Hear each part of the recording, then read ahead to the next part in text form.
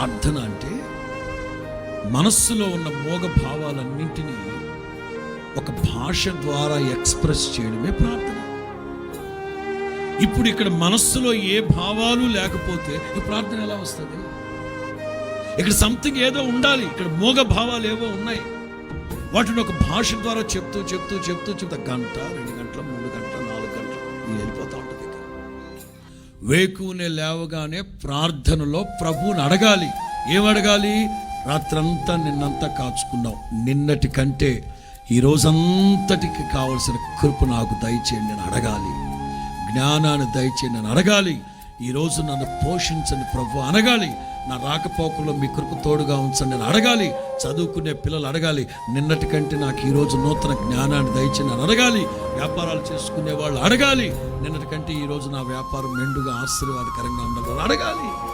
ఉదయాన్నే లేవగానే మీరు అడగాల్సినవన్నీ ప్రభువుని అడిగిన తర్వాత అప్పుడు మిగతా వాళ్ళ దగ్గరికి రావాలి. ప్రార్థనలో అన్ని అనుభవాలు కలిసి ఉండాలి. అడగాలి, స్తుతించాలి, విన్నపించాలి, కావలసింది ఎంతో చెప్పాలి. ఇవన్నీ ప్రార్థన అంటే. అంటే ప్రప్రథమముగా, అర్థన అంటే అడగడం.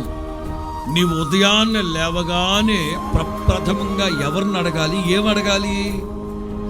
ఉదయాన్నే లేవగానే మన కంఠధ్వని ప్రభు.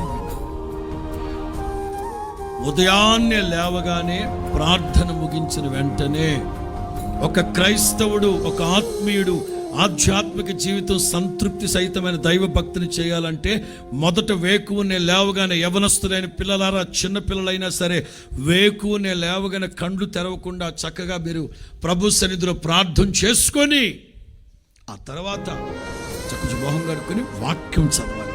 వెంటనే స్కూల్ పాఠాలు కాదు, వాక్యం చదవాలి. అనుదినము ప్రతిరోజు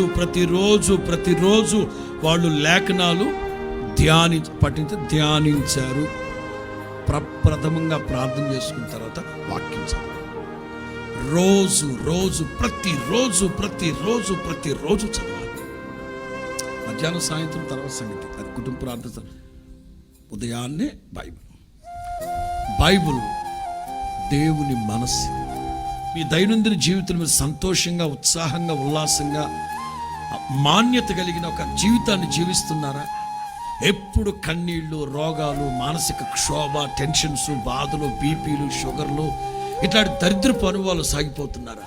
ఒక క్రైస్తవుడు సంతోషంగా జీవితాన్ని కొనసాగించాలి అంటే నేను ఇంకా చెప్తున్నాను, అనుదినము నా దేవుడు నీకు నూతనమైన వాత్సల్యాన్ని చూపెట్టాలంటే నీవు మొట్టమొదటిగా, ఒక రోజులో మొట్టమొదటిగా నీవు లేవగానే చేయాల్సిన పని ఏంటంటే ప్రార్థన.